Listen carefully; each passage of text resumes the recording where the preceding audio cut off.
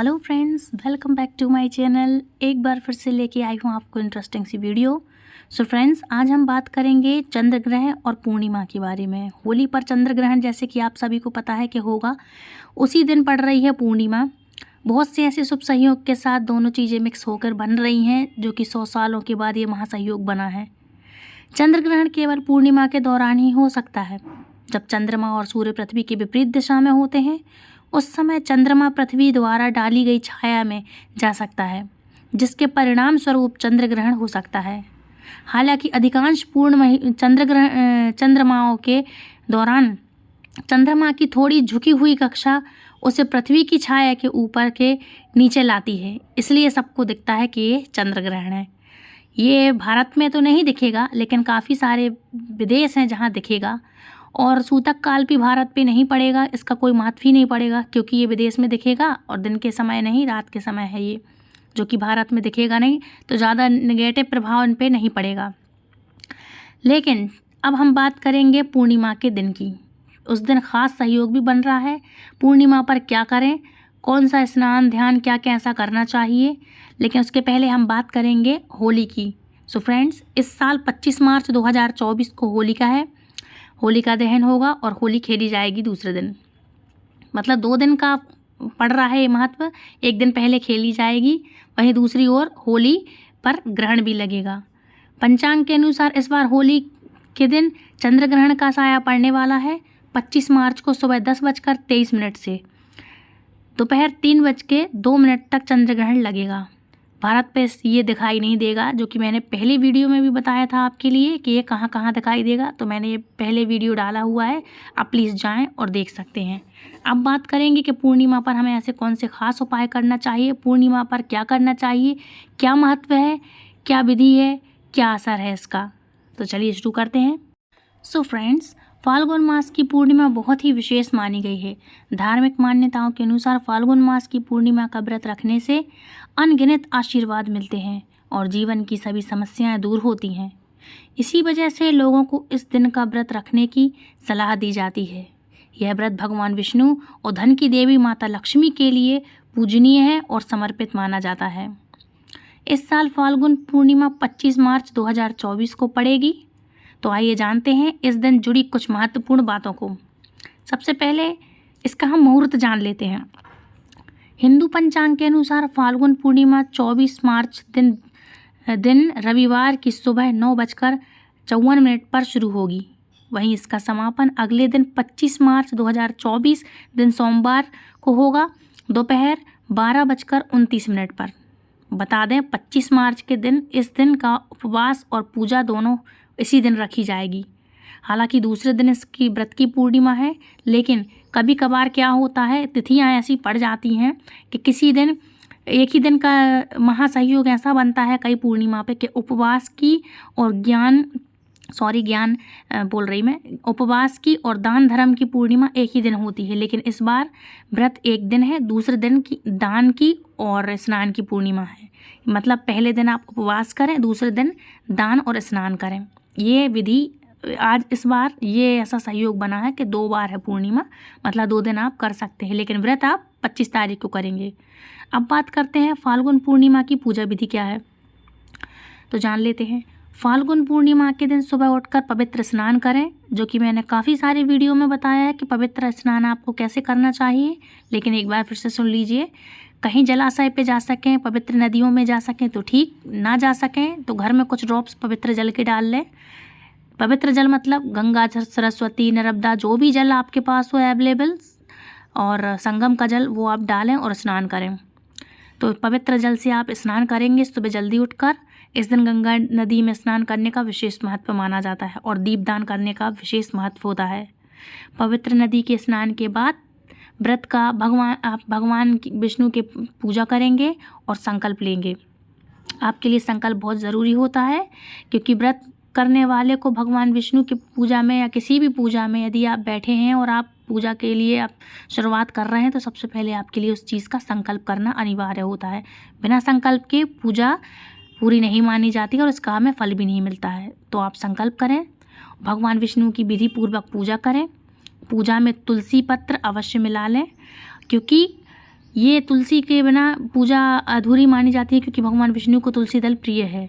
और बता दूं कि यदि वेनसडे या संडे पड़े तो तुलसी पत्र आप 2-4 दिन पहले भी तोड़ सकते हैं। 11 दिनों तक ये अपवित्र नहीं मानी जाती है। चूँकि ये भी बता दूं कि भगवान विष्णु को माना जाता है रात इसमें पूजा इनकी होती है, तो तुलसी दल के बिना ये भोग अर्पित उनके लिए नहीं कर सकते। तुलसी दल के बिना उनकी पूजा अधूरी है। इसलिए मैंने आपको बताया है कि तुलसी दल आप पहले से तोड़ के रख लें, या तिथि ऐसी या दिन ऐसा नहीं पड़ता है तो आप तुलसी दल उस दिन भी तोड़ सकते हैं, लेकिन आप तोड़ लें। ग्रहण के समय आपके लिए तुलसी दल नहीं तोड़ना चाहिए क्योंकि इस बार ग्रहण है, इसलिए आप 1 से 2 दिन पहले आप तुलसी दल तोड़ के रख लें। क्योंकि ग्रहण लगेंगे तो आपको सभी चीज़ों में, जैसे दूध दही या कुछ अन्न भोजन पकवान आपका बना रखा हुआ है तो उसमें आप तुलसी दल डाल सकें ताकि ये अशुद्ध ना माना जाए। इसलिए आप तुलसी दल पहले से तोड़ लें।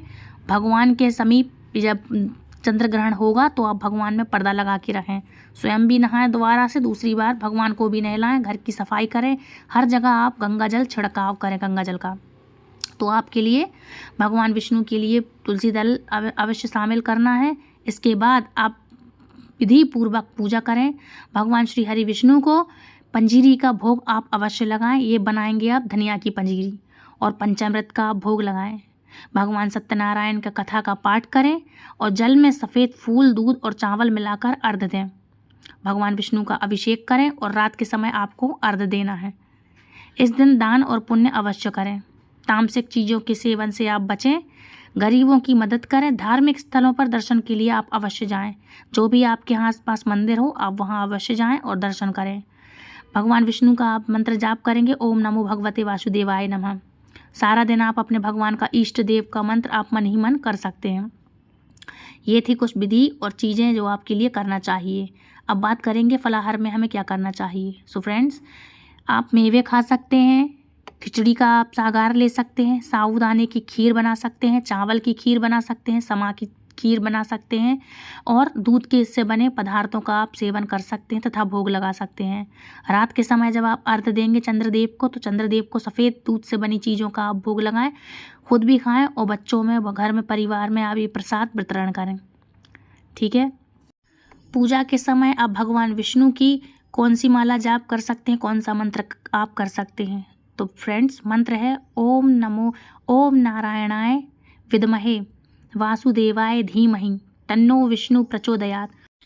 इस मंत्र का आप जाप कर सकते हैं। जो भी सुबह आप माला करना चाहें या आपका जो भी मूल मंत्र या इष्ट मंत्र हो, आप उसका आप जाप कर सकते हैं। अब जान लेते हैं फाल्गुन पूर्णिमा के महत्व के बारे में कि इससे होता क्या है। तो दोस्तों, 25 मार्च को तो ये व्रत रखा जाएगा, लेकिन धार्मिक मान्यताओं के अनुसार फाल्गुन पूर्णिमा का व्रत करने से मनुष्य की चिंताएं नष्ट होती हैं और भक्त को भगवान विष्णु और माँ लक्ष्मी की विशेष कृपा प्राप्त होती है। इसलिए आपको पूर्णिमा का व्रत अवश्य ही रखना चाहिए। जैसा कि मैंने आपके लिए बताया है कि पूर्णिमा दो दिन की होती है, तो इस बार भी जब जैसे योग बन रहा है तो पूर्णिमा का व्रत रखें और दूसरे दिन सूर्योदय के अनुसार व्रत और स्नान किया जाता है, तो आप भी करें। ऐसे में होली का दहन 24 मार्च को है, लेकिन पूर्णिमा का व्रत 25 मार्च को रखा जाएगा। इसलिए आप कुछ विशेष बातों का ध्यान रखें। नेक्स्ट वीडियो में मैं बताऊंगी कि और कब क्या करना है, ग्रहण के दौरान क्या करना चाहिए। वैसे भी मैंने पहली वीडियो में तो बता ही दिया है, तो लिंक मैं डिस्क्रिप्शन बॉक्स में दे दूंगी। लेकिन और क्या करना चाहिए, किन राशियों के लिए अच्छा है और किन के लिए नहीं है, 12 की 12 राशियों का राशिफल बताऊंगी। अब बात करेंगे पूर्णिमा के दिन दान और दक्षिणा का क्या महत्व होता है। सो फ्रेंड्स, दान और दक्षिणा पूर्णिमा के दिन या किसी भी ऐसी तिथि हो जो बड़ी तिथि हो, उस दिन आपको दान दक्षिणा करने को भाग्यशाली माना जाता है और यह अन्य दिनों की तुलना में 1000 गुना अधिक आशीर्वाद प्रदान करता है।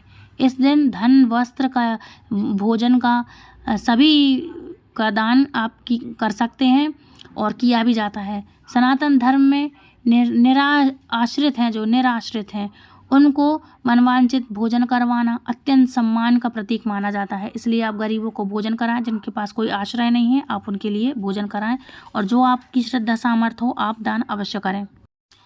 एक बात और बता दूं कि पूर्णिमा का दिन भगवान विष्णु को समर्पित होता है, लेकिन चंद्रदेव स्वयं महादेव के सिर पर विराजमान है, इसलिए महादेव की पूजा करें। रुद्राष्टकम का आप पाठ कर सकें तो करें। ओम नमः शिवाय की माला जाप आप कर सकते हैं, लेकिन यदि आप ये करेंगे, महादेव की भी आराधना यदि आप करना चाहते हैं, तो इनके जब मंत्र आप जाप करेंगे तो रुद्राक्ष की माला से करें और भगवान शिव के लिए चंदन फूल प्रसाद चढ़ाएं, धूप और दीप जलाएं।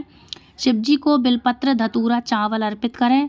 भगवान को प्रसाद के रूप में फल या दूध से बनी मिठाई अर्पित जरूर करें। लेकिन याद रखें कि शिव परिवार को तुलसी दल नहीं चढ़ाया जाता है, इसलिए महादेव की पूजा में आप तुलसी दल शामिल नहीं करेंगे। साथ ही साथ गणेश भगवान प्रथम पूज्य हैं, तो भगवान गणेश के लिए भी आप दूबा का भोग लगा सकते हैं, लड्डू का भोग लगा सकते हैं और भगवान गणेश की भी आप आराधना करें, क्योंकि प्रथम पूज्य तो हमारे भगवान श्री गणेश ही हैं, जो बुद्धि के दाता हैं, विघ्न के हरता है। इसलिए आप शिव परिवार की पूजा करेंगे तो पहले सर्वप्रथम गणेश जी की, फिर महादेव की, और भगवान श्री हरि विष्णु को यह दिन समर्पित होता है तो उनकी भी आप पूजा करेंगे। अब बात करते हैं कि हमें व्रत कब खोलना चाहिए। सो फ्रेंड्स, रात को चंद्रमा को अर्घ्य देने के बाद ही आप व्रत खोल सकते हैं। ये हिंदू धर्म में श्रेष्ठ पूर्णिमा का विशेष महत्व माना जाता है, क्योंकि पूर्णिमा को अर्घ्य मतलब ही यही होता है कि आप चंद्रदेव को अर्घ्य दें।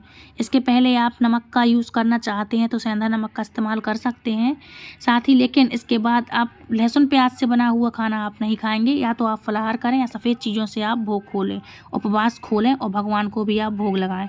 तो ये आप ले सकते हैं व्रत में और व्रत तोड़ने के बाद भी। और अब हम बात करेंगे चंद्र ग्रहण के बारे में। सो फ्रेंड्स, ग्रहण के दौरान हम सभी को सावधानी बरतनी चाहिए। इस दौरान भोजन व किसी भी नुकीली चीज़ का इस्तेमाल नहीं करना चाहिए। हमें इन सब चीज़ों से बचना चाहिए। ख़ास तौर पर गर्भवती महिलाओं को अधिक सावधानी बरतनी चाहिए। चंद्र ग्रहण गर्भवती महिलाओं के लिए शुभ नहीं माना जाता, क्योंकि ग्रहण के दौरान कुछ नकारात्मक शक्तियाँ भी निकलती हैं, जिसका प्रभाव गर्भस्थ शिशु पर भी होता है। इसलिए आप इन चीज़ों का ध्यान रखें। मैंने पिछली वीडियो में भी आपको बताया है कि गर्भवती औरतों को क्या क्या ध्यान रखना चाहिए। और यदि चंद्र ग्रहण का खतरा है और कोई लेडीज़ यदि व्रत करती हैं गर्भवती, तो प्लीज़ उस दिन आप अर्घ्य ना दें। आप भगवान श्री हरि विष्णु की पूजा करें और शाम के समय आप महादेव की पूजा कर लें, क्योंकि महादेव के सर पे तो स्वयं विराजमान है चंद्रदेव। यदि आपको ऐसा लगता है तो आप बिल्कुल भी ना करें, ये पूजा आप ना करें, रात के समय अर्घ्य ना दें, ठीक है। इसके पश्चात ही आप व्रत खोल सकती हैं। और पहले भी मैंने बताया है कि बारिश के समय में जब दिक्कत होती है तो वैसे भी आप छोटे छोटे से चंद्रमा लेके आ सकते हैं। चांदी के छोटे से चंद्र सूर्य रहते हैं जो, तो आप चंद्रमा लेकर आ सकते हैं और हर बार उन्हीं की पूजा करें और आप व्रत खोल सकते हैं।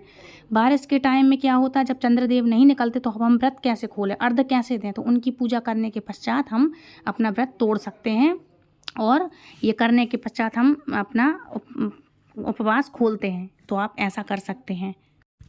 अब बात कर लेते हैं कि जिन बच्चों की दृष्टि कमज़ोर है और वो पढ़ाई में कमज़ोर हैं, तो ऐसे बच्चों के लिए पूर्णिमा के दिन हम क्या उपाय कर सकते हैं। तो फ्रेंड्स, बता दूं कि पूर्णिमा तो साल की सभी पूर्णिमा श्रेष्ठ होती हैं और सबसे बड़ी पूर्णिमा मानी जाती है फुलेर की पूर्णिमा और शरद पूर्णिमा। लेकिन हर महीने में पूर्णिमा आती है, साल की 12 पूर्णिमा होती हैं, तो इसलिए सभी पूर्णिमा पर आप ये उपाय कर सकते हैं कि आपके लिए एक लोटे में कच्चा दूध, चावल, पुष्प सफ़ेद वाले अर्पित करें। अर्घ्य दें आप चंद्रदेव को, बच्चों से भी करवाएं और रात के समय आप चंद्रदेव की चांदनी में बच्चों को कुछ देर ले जाएं और थोड़ी देर के लिए आप चंद्रदेव को निहारने की कोशिश करें एक टक से, और बच्चों से भी कहें कि थोड़ी देर वो चांद को रोशनी में रहें, खड़े रहें और चंद्रदेव को थोड़ी देर एक टक होकर निहारें। ऐसा करने से जो भी समस्याएं होंगी सभी की दूर होंगी। बच्चे, बड़े, बूढ़े, किसी के लिए भी कोई भी ये उपाय कर सकता है। इससे आँखों की दृष्टि मजबूत होती है, बहुत तेज़ होती है, कोई भी समस्या नहीं होती है आँखों में। और बच्चों के लिए आप यदि करना चाहते हैं, पढ़ाई में जिनका मन नहीं लगता, भूल जाते हैं, तो आप बच्चों से अर्घ्य दिलवाएं और बच्चों से कहें कि एक टक चंद्रदेव को देखें। जैसे हम त्राटक विधि करते हैं, एक टक नहीं भी देख पा रहे हैं तो थोड़ी थोड़ी देर चंद्रदेव को देखें, निहारें, उनकी दर्शन करें चांदनी का। तो इससे आपके लिए आँखों में बहुत आराम लगेगा। और जो बच्चे निरंतर ऐसा अभ्यास करेंगे हर पूर्णिमा पर, तो उनके पढ़ने में मन लगने लगेगा, जल्दी से कुछ भी भूलेंगे नहीं। काफ़ी सारे बच्चे ऐसे होते हैं कि पढ़ने के बाद भी जल्दी से भूल जाते हैं, एकदम से याद नहीं रहता है। याद करने के बाद भी बहुत सी चीज़ें होती हैं जो भूल जाते हैं, तो वो लोग ऐसे उपाय कर सकते हैं। सो फ्रेंड्स, आई होप आपको आज की वीडियो मेरी पसंद आई होगी। यदि पसंद आई तो प्लीज़ लाइक, शेयर, कमेंट करें। चैनल सब्सक्राइब करना बिल्कुल ना भूलें। दूसरों तक शेयर करें, आपका ही चैनल है, ये बिल्कुल फ्री है। वीडियो को लाइक करें, ये भी बिल्कुल फ्री है। मिलती हूँ ऐसी इंटरेस्टिंग जानकारी के साथ नेक्स्ट वीडियो में। बाय बाय, राधे राधे, हरे कृष्णा, हैप्पी पूर्णिमा।